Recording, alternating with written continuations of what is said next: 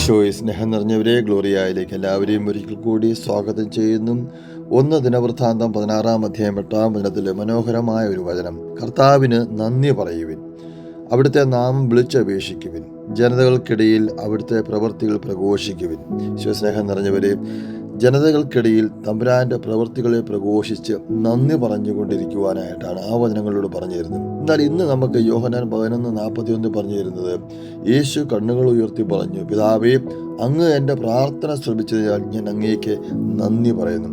ഈശോ സ്നേഹം നിറഞ്ഞവരെ, ഈ ക്രിസ്മസിനൊക്കെ നമ്മൾ ഒരുങ്ങുമ്പോൾ ഈശോ നമുക്ക് തരുന്ന ഈശോയുടെ ജീവിതത്തിലൂടെ നമുക്ക് തരുന്ന മനോഹരമായ ഒരു പ്രചോദനം എന്ന് പറയുന്നത് തമ്പുരാന് നന്ദി പറഞ്ഞ് ജീവിക്കുക എന്നാണ്. നമുക്കറിയാം, ഈശോ അപ്പം എടുത്ത് ശുശ്രൂഷിക്കുമ്പോഴും നന്ദി പറഞ്ഞുകൊണ്ടാണ് ദൈവത്തെ മഹത്വപ്പെടുത്തുന്നത്. രോഗികളെ സുഖപ്പെടുത്തുന്നതിന് മുമ്പും ദൈവത്തിന് പിതാവിന് നന്ദി പറഞ്ഞു, സ്തോത്രം പറഞ്ഞുമാണ് പ്രാർത്ഥിച്ചിരുന്നത്. നന്ദി പറഞ്ഞ ഈശോയുടെ പ്രാർത്ഥനയും ഒരിക്കലും ദൈവം നിഷേധിച്ചിട്ടില്ല. അപ്പോൾ നമ്മളും നമ്മുടെ ജീവിതത്തിൽ തമ്പുരാന് നന്ദി പറഞ്ഞ് ജീവിക്കുവാനായിട്ടാണ് ഈശോ നമ്മളെയൊക്കെ കാണിച്ചു തന്നുകൊണ്ടിരിക്കുന്നത്.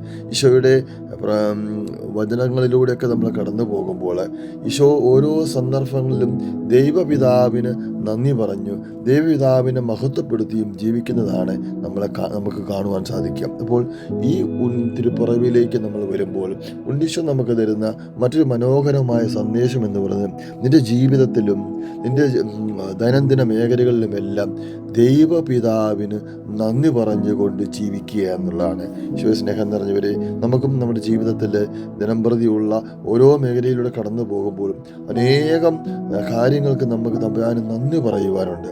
ആ മേഖലകളെല്ലാം നന്ദി പറഞ്ഞ് ജീവിക്കുവാൻ ദൈവം തമ്പുരാൻ നമ്മളോട് ഇന്ന് ആവശ്യപ്പെടുന്നു. കർത്താവിന് നന്ദി പറയുന്നത് കൊണ്ട് ഒരിക്കലും ഒരു ദോഷമല്ല നമുക്ക് അനുഭവിക്കുക. നമുക്കെപ്പോഴും നേട്ടങ്ങൾ ഉണ്ടായിക്കൊണ്ടേയിരിക്കും.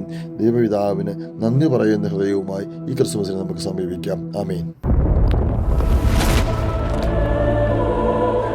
This is a sweet and bitter spiritual program. Join with us in sharing